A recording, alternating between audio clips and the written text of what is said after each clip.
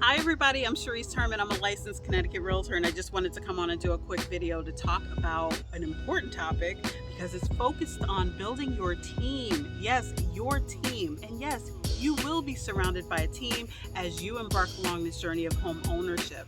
So I just wanted to quickly run through all of those key players that's helping you get the keys. So generally, people tend to start with a realtor. That's myself.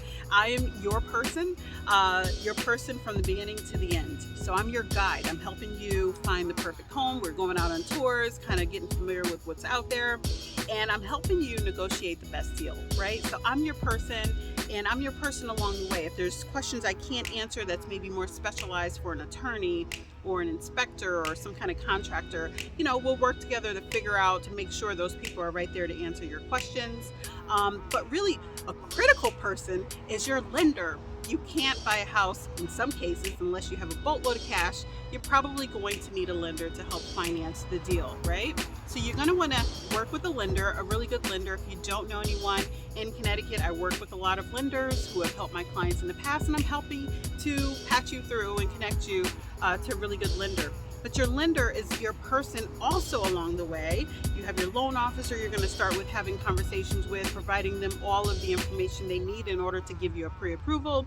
Then they slide you along the process to, the processing team, and it goes into underwriting and all of that. So a lender is critical, right? Without the money, you can't buy a house. So you're going to really want to work with a good lender.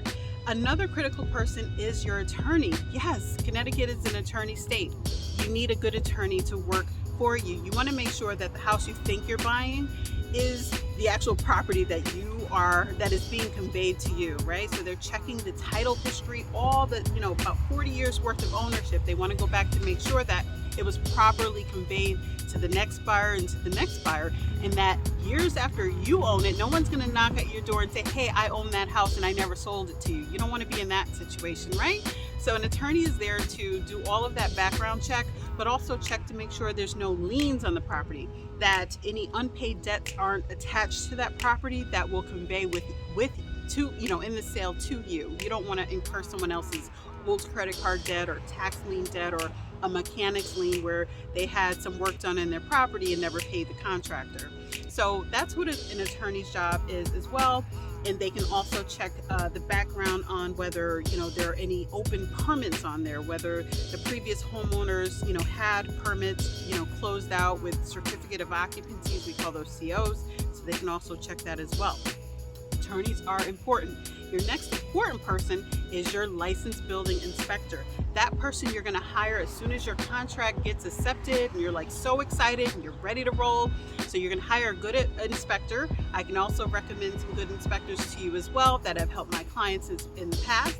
And so you're going to hire a really good inspector that's going to come through and really check the property and make sure the condition of the property that you expect to be buying it in is actually what you're getting, right? So we're walking through when we do our tours and we think something looks nice, but a building inspector is trained to understand what is to code and what isn't, what's safe and what isn't. So that person's really making sure that the home that you think you're buying or the condition of that property is known to you so that you understand, and they provide you with a comprehensive report with pictures and explanations as to what's good about the property, but also what might be troublesome about the property. And if there's any repairs that are needed, that are discovered, we can certainly go back to the other side and renegotiate that with the sellers and hopefully come to a consensus on a plan moving forward. Also, you have an appraiser, a licensed appraiser. Now, you're not going to go out and physically hire an appraiser. Your bank is going to go out and do that. So they're going to come out. They're not the same as a building inspector. An appraiser is actually, their job is to estimate the value of that property. So you're buying it for one price and they're trying to see whether that price is actually worth it, right? So they're going to come back and they're going to look at the condition of the property. They're going to compare it to other similar properties. It's the apples to apples approach. So if you're buying a colonial style home, they're going to compare it to other colonial style homes that have sold, that are not active, but sold, right, within the last 6 months, within a 1 to maybe 2 mile radius of the property that you're buying, and really give you sort of an estimate of value. They're giving your lender that so that your lender can ensure that the lender is not lending you more money than the house is actually worth, because a lender will never do that. Now, we're in a hot real estate market right now where buyers are paying more for a house than it's worth because there aren't a ton of houses on the market to choose from. So when a buyer really loves a house right now, most of them are willing to pay above appraisal. Now, if you're not, that's okay. You don't have to. We can certainly work with the seller to renegotiate if possible. But if that's not possible, there are contingencies in your contract that allow you to walk away, and that's one of them. Another key player is your insurance company. Before you close on a property, your lender is going to require as a condition that you are fully insured, and so you're going to have to pay at least 1 year in advance of insurance on the home. That's called your prepaid expense, and so you're going to pay that, and you're going to be insured. It's going to protect you from, fire damage, theft, things like that. So your lender is going to require that. Again, I know companies that I can connect you with as well there. So I'm your resource, right? Now, there's other people that could be involved in this transaction, like a survey, if you want to check the boundaries of your property to make sure that your neighbor's shed is not encroaching on your land. Maybe they're 3 feet into your land. Well, the survey is going to do that. Again, that's an out-of-pocket cost. It can cost a couple $1,000s to have that done, but you certainly are able to do that if you so choose as part of your due diligence on the front end after acceptance. If you're buying a house with a well or a septic, you would hire separate inspectors to come out and inspect those as well.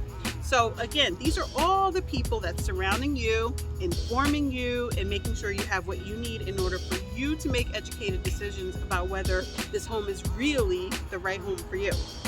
So I hope you found this video informational. I'm happy to help. This is why I'm here. I love to educate and make sure you're aware of the process. So you know how to reach me. Call or text anytime. And let's get you moving forward and getting those keys so you can enjoy your home and be that homeowner that you wish to be. So I look forward to more videos and educating you along the way, and I hope you're well. Take care and have a great day.